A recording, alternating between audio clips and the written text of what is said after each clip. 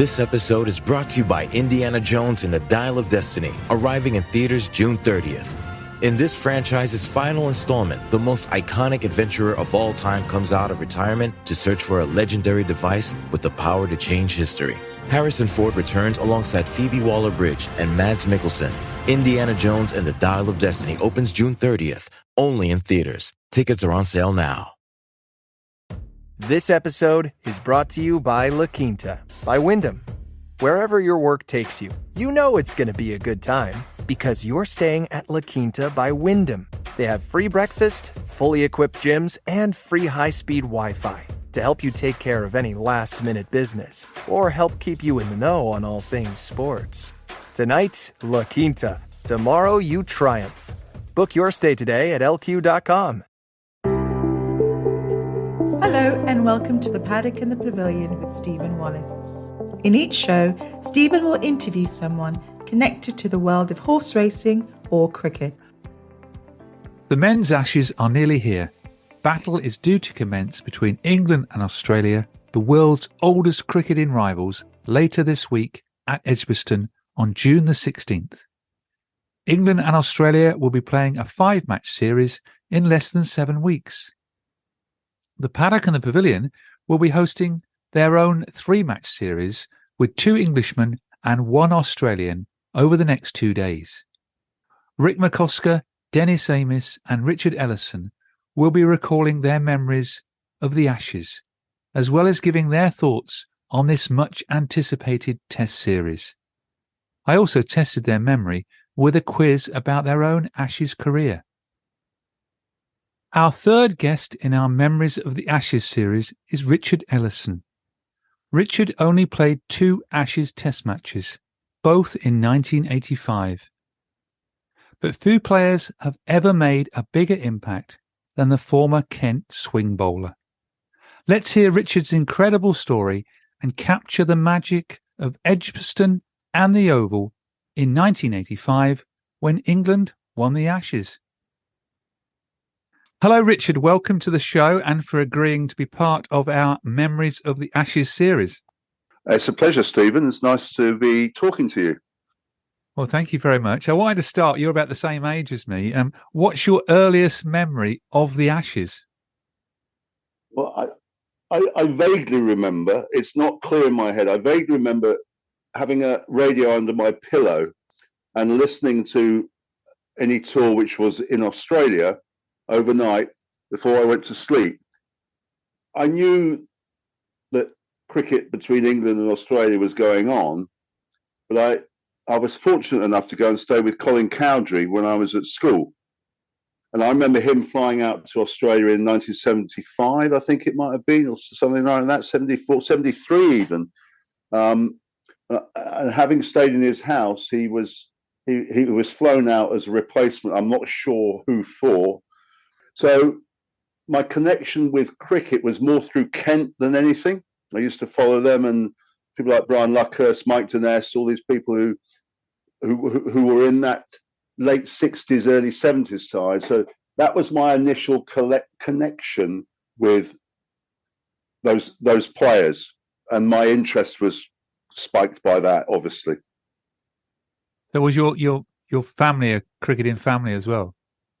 Yes, my brother played for Wiltshire. He was a cricketing blue up at Cambridge.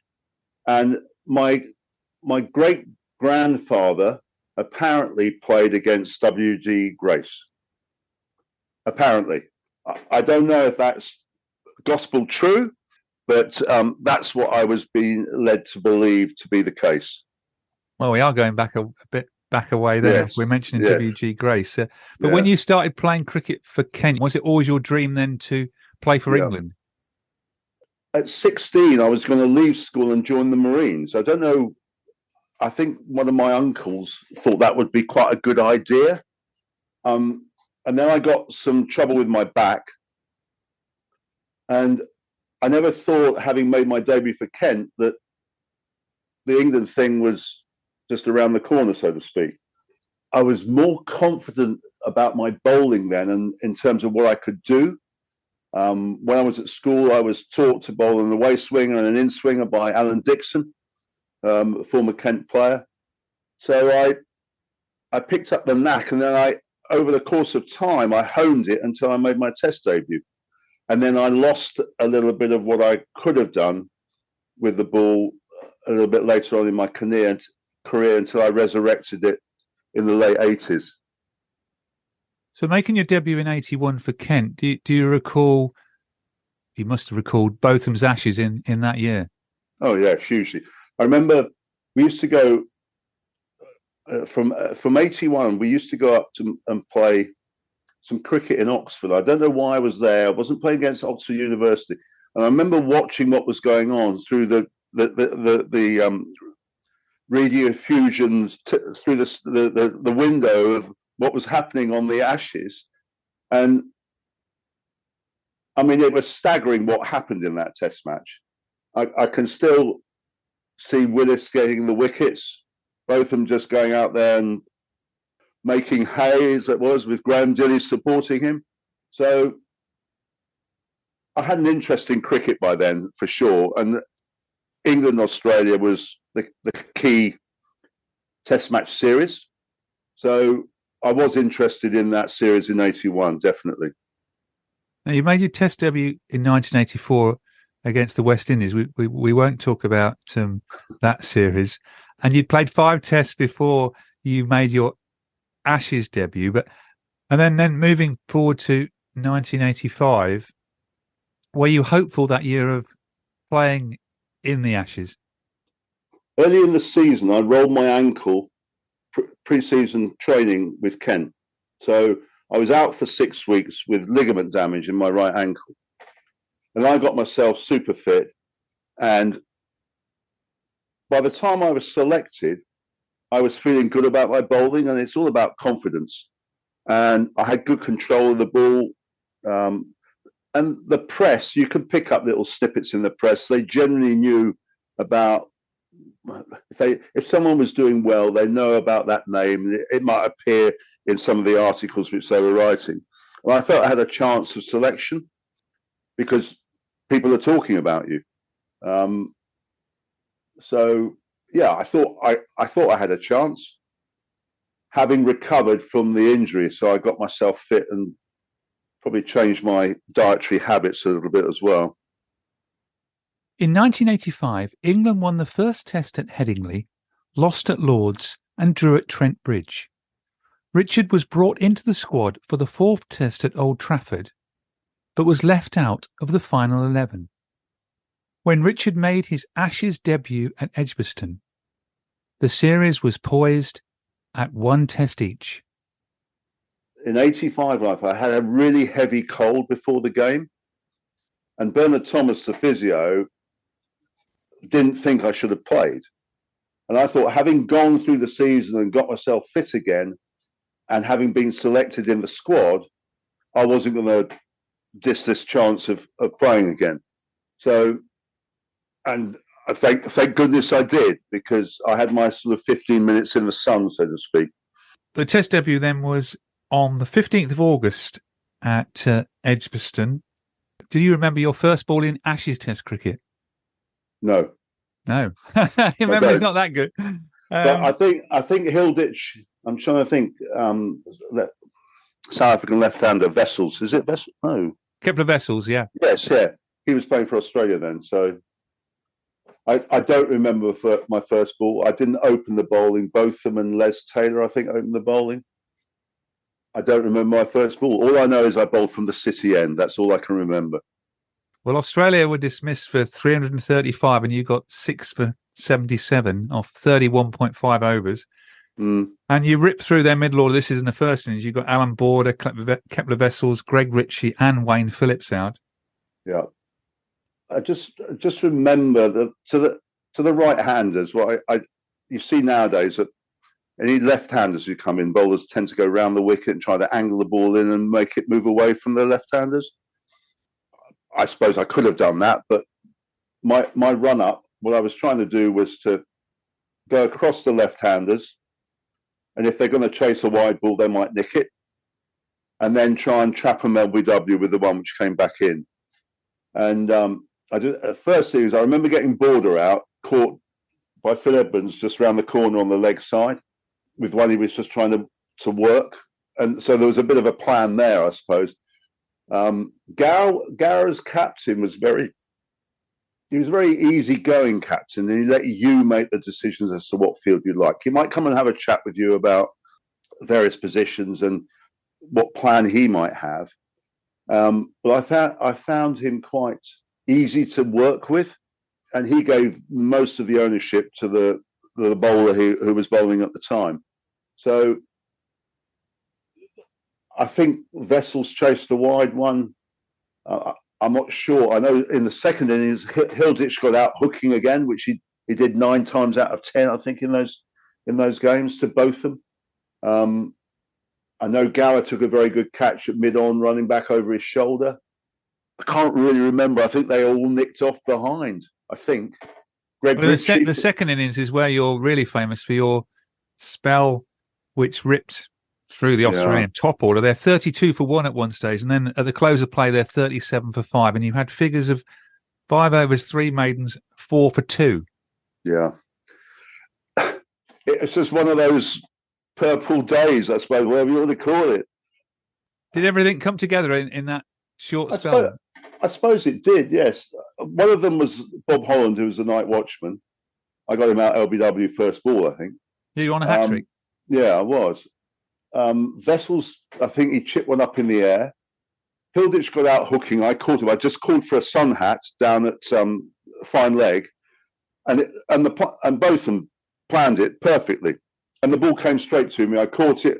Had the sun hat on because the sun was going sort of.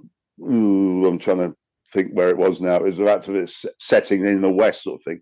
And having got him out caught, I just had that purple, as I said, purple spell. But the ball I got border out with, I was trying to go across him and keep going across him, but it actually kept going, went across him and then just held its line and nipped back and clipped the off stump. And that was the key wicket, because he was a fantastic batsman, very resilient, tough to get out, and a great leader of that side. So that was the key wicket, I believe. I had a little bit of luck and a leading edge, which Tim Robinson caught at square cover. Bob Holland LBW, and I think I got someone caught behind. Yeah, it's a long time ago, Stephen. Yeah, the crowd was really on your side, though. There was a lot of noise in the crowd. Well, that's what I remember from the day, running in from the city end, and the swell of noise was huge. So that sort of buoyed you in, and almost the I'm not saying you're adrenalized anyway, but having that noise, and Edgbaston is a noisy ground, which is great. And I think they should play the first test match against any touring side at Edgbaston, because you're going to get great support, a lot of noise, a lot of passionate English supporters. But that's what I remember, City End and the noise, and it sort of buoyed you in. Yeah. I can still hear it in my ears, so to speak. Oh, it must be a very fantastic memory to recall. You got 10 wickets in the match. You're the player of the match. You must have thought Ashes cricket was a doddle after that. No, as I said, I had my 15 minutes in the sun, Stephen. I never thought it was a doddle. All of a sudden, your name's up in lights. It's in the front page and all this sort of thing. But because it was Australia, it was that much more significant, not only for myself, but the British public, I would have thought. I would never have thought that Ashes cricket was a doddle. I think, no, I was only teasing. I know you were. To be fair to the Australian side, I think quite a few of their players had gone on a tour to South Africa. So I'm not saying they were below par in terms of who they may select, but they didn't have their full complement to choose from initially. But that's not my fault. You can only play against who's been put up in front of you. And I never thought Ashes cricket was a doddle, I must be honest with you, because albeit just 2 games, I found I found them tough competitors, and they are still now, and always have been, always will be. I say I only played two test matches against them, but they're gritty, and they play good cricket. Your confidence must have been high, though, going to the Oval for your second and final Ashes test when you got another 7 wickets. Yeah, I was. I mean,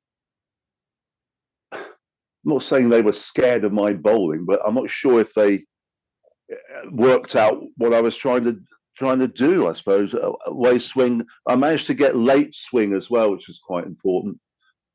A little bit both ways. I was confident. I think I might have unnerved a few of them. I don't know. I haven't talked to them about it, so I can't really say. But I was very confident about what I could do. Both of them was a hero of mine when I was at school. He'd already played Test cricket. And he caught a couple of amazing catches at second slip, where he used to come forward to make sure that the ball was going to carry. So I was pleased to be playing in the same team as him. As I say, he was a hero of mine when I was at school. And you become more accepted in that sort of setup, if that's the right word, if you have performed. I was generally quite a quiet person in the changing room.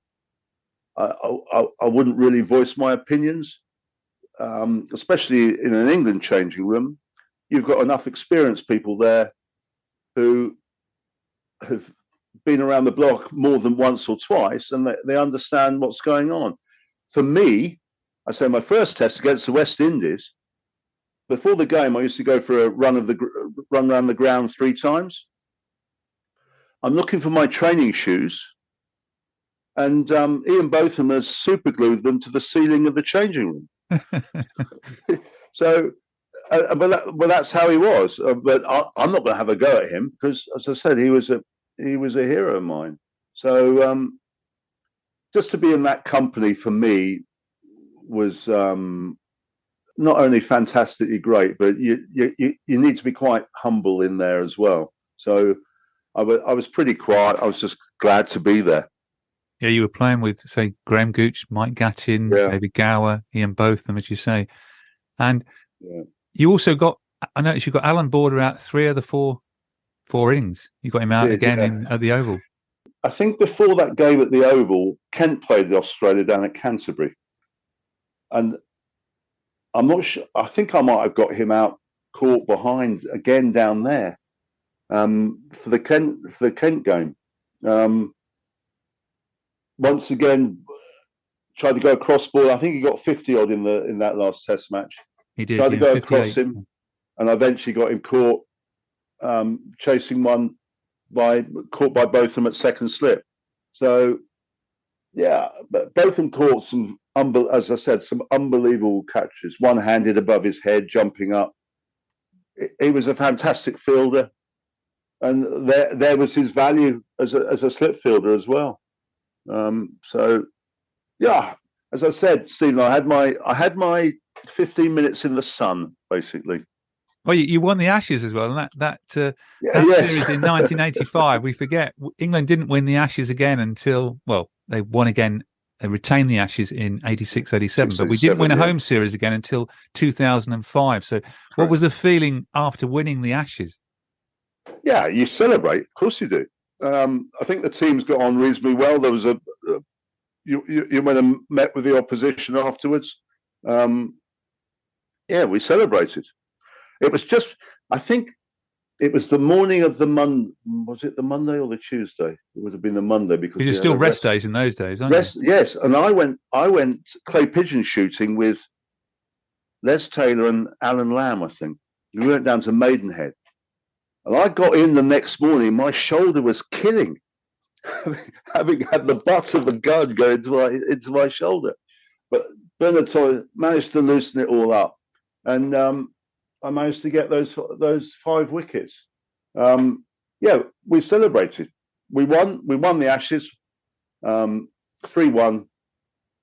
I think we celebrated long into the night. Whether we went as a team, I think my mum and stepfather would have come and watched. think my younger brother may have been there. So, yeah, it's nice to see families supporting you. And I would have had a drink, definitely. Well, you got 17 wickets again in those two test matches against Australia at an average of 10.88. You must have wanted more Ashes cricket, and you didn't manage to play another Ashes test. No, I mean, looking back, I didn't play another Ashes test, and I didn't get selected to play against Australia again. What I will say, I could have looked after myself a little bit better, I would have thought. I could have maintained my fitness and made sure that I didn't have the back issues which I had as a youngster, age 16. And I had them throughout my life until I recognized the importance of being strong around my core, my lower back, in my my bum muscles, my glutes. And that's where I managed to sort of claw back that fitness aspect and be more respectful to my body in terms of, I talk about my dietary input, but also I like my beer. And I suppose as you get a little bit older, you get more thoughtful about what you should be doing.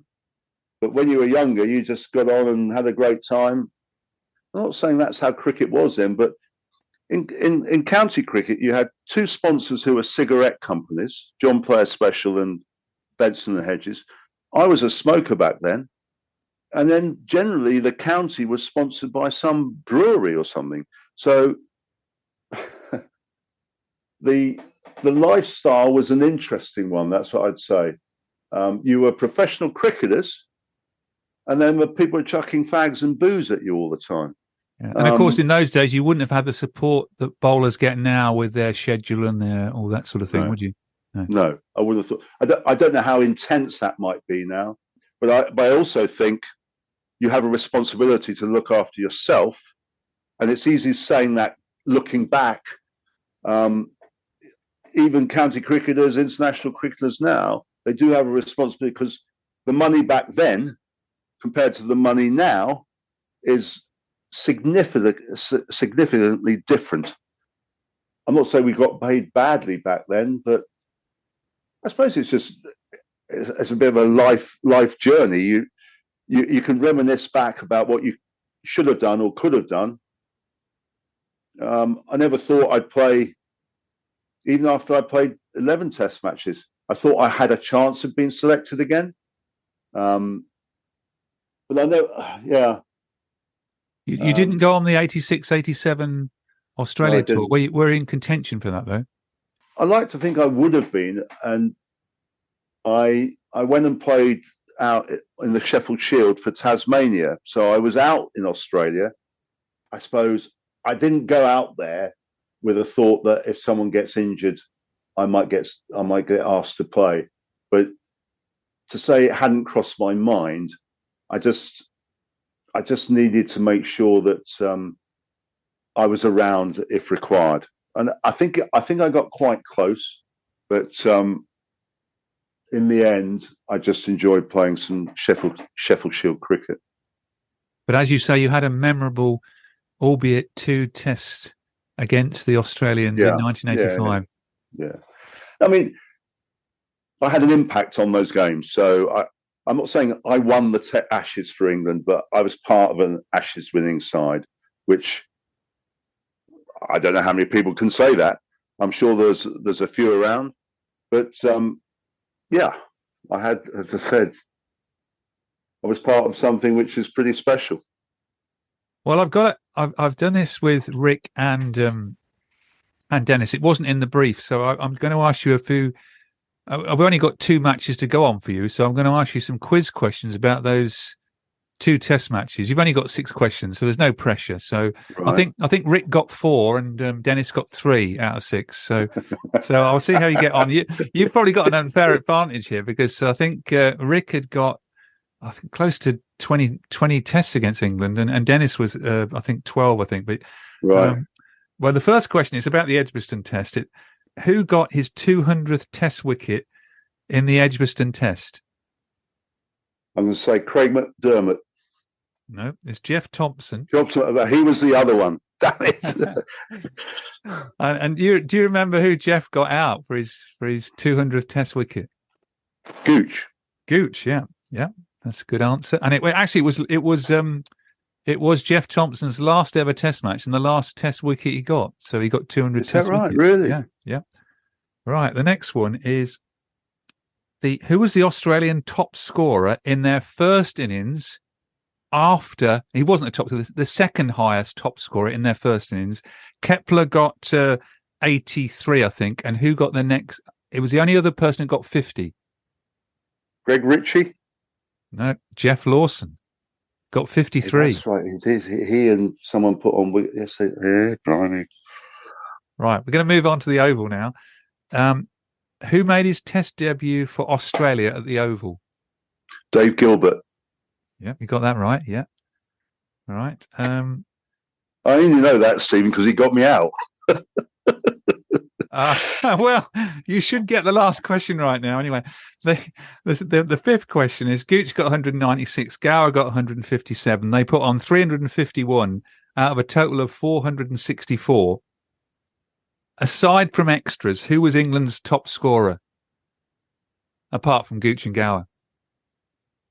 It's not Richard Ellison. No, it's not me. I got 3.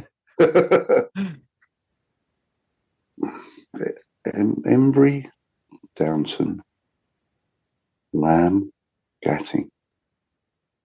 I'm going to say Tim Robinson. No, it's Paul Downton. He got 16. I was going to say him. Damn it! Yeah, you got 16. And the last question, you're going to you will get it right, but because you know the bowler. But how did you get out in your last Test innings against Australia? Caught slip. Dave Gilbert got me out. Dave Gilbert got you out, but you were caught Phillips, so he was keeping wicket, wasn't he? Yeah. Yeah. I wasn't sure actually when I was doing the research. What is the so it wasn't 100%.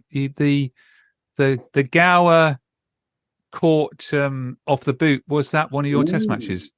Yes. Was that Edgbaston? Yes. Interesting one. Yeah, I'd like to see the DRS on that one. Well, yes. Whether it hit the ground before it hit his boot, because the ball went up, it's got to have hit something. Was it his boot which brought it up, or was there any ground contact? And that would have been so difficult to ascertain what it hit first. But yeah, I'd recommend people to watch that on video. I don't. I'd like to know what the soft signal would be for that one. Yes, very much so. Well, let's look ahead to this year's Ashes. Are you excited about the series that start on the 16th of June? Well, I am, because I think it's a really interesting, potentially interesting series. It's how both teams go about their game is going to be really, really interesting, because I think England batting against the quality bowling attack that Australia have, you've got the 3 seamers and Nathan Lyon. It's how they're going to play them. That's what I'm interested to say. Are they going to go hard like they're going at the moment? Are they going to be a little bit more circumspect and just play the situation? I don't think they will, because my thoughts about what McCullum and Stokes have done, I've got no criticism about it at all. It's working at the moment, but I'm sure there's going to come a time when it's not going to work, and it might be against this attack. I'm guessing ahead here. Will the batters go hard? Carry on going hard? Because I think the discipline of the 3 seamers and the spinner might just slow them down a little bit in that regards and make them more cautious in terms of how they play. Be interesting to see what the philosophy is from both teams, because this will be a surprise to Australia as well, I think.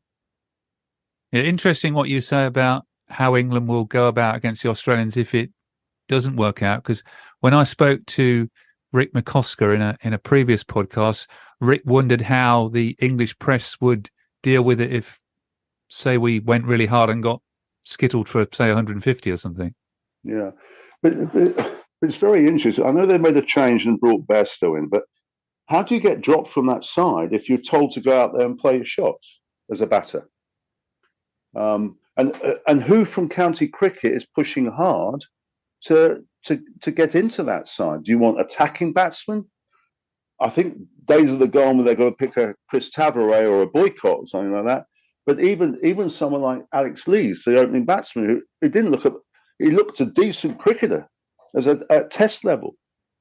It's just a totally new philosophy, which I say it's new to me. It's new to a lot of people watching it, but you need to keep red ball cricket entertaining, and so I can see why they're doing what they're doing. You mentioned about games being over in 4 days. Test match cricket now seems to be about 2 to 3 days at best. And you talk about the marketing men and all that sort of thing and the impact it has there. But if England keep winning, I suppose the team's happy, the players are happy, the country's happy. Be really interested to see what happens. I think everyone feels that at the moment. One of those players that typifies the sort of hard approach is Kent player Zach Crawley. Yeah, but he does. I mean, he goes hard, and he's a bright guy. He gets it, but you also wonder who's helping him behind the scenes about how he's playing. Has he got someone in his ear occasionally, a little bit? I was also quite surprised that I know Bairstow's come in. I thought Crawley might get dropped. I know he's got a big score for Kent this season, but apart from that, he's struggled a little bit. And I was surprised that Folkes was dropped, to be honest with you. I thought that he's the best glove man. He scores runs.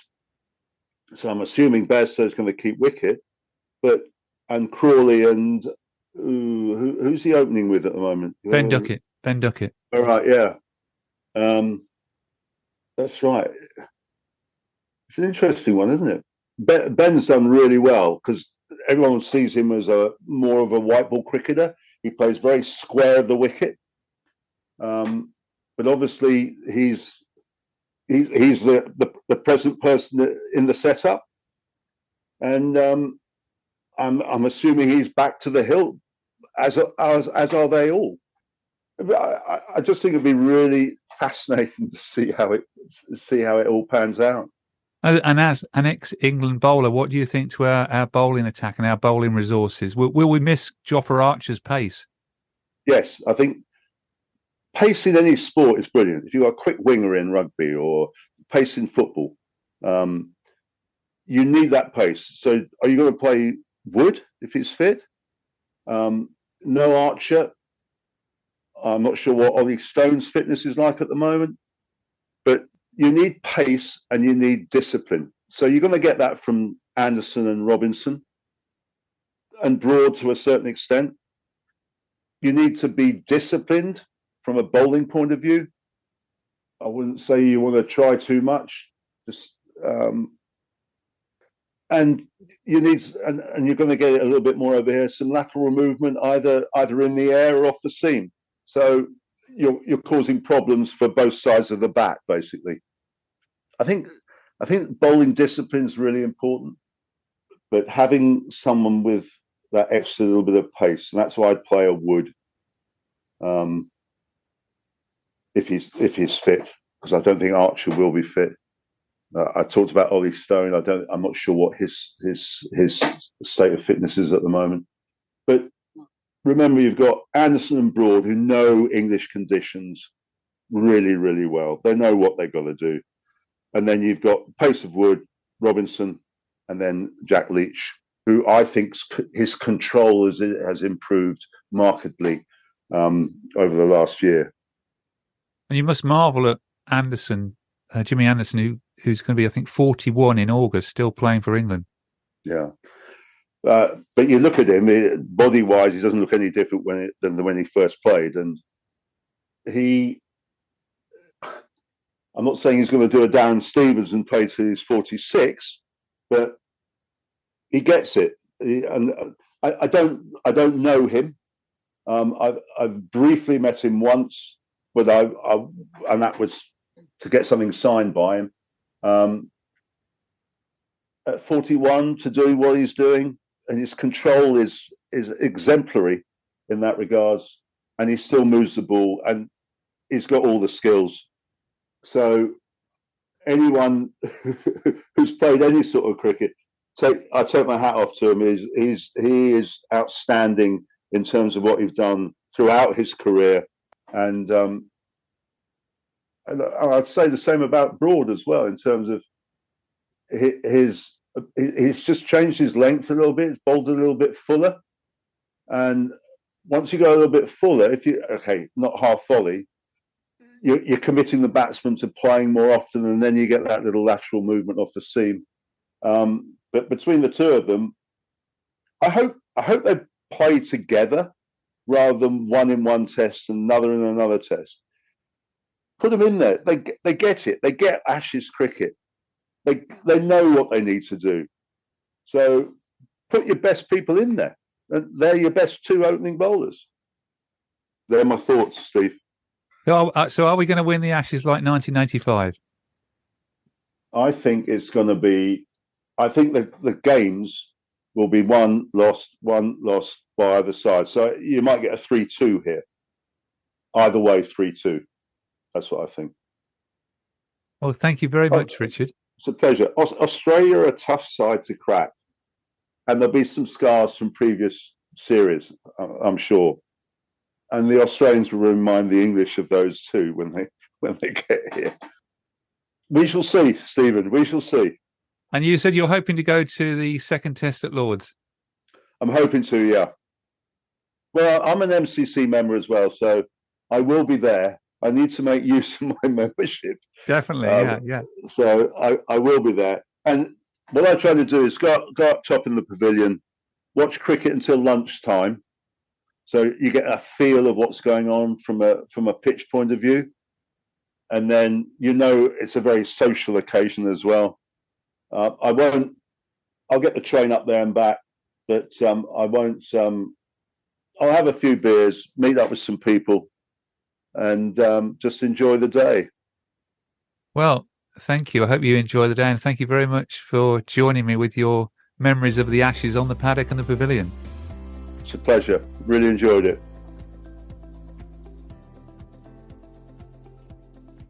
Sports Social Podcast Network.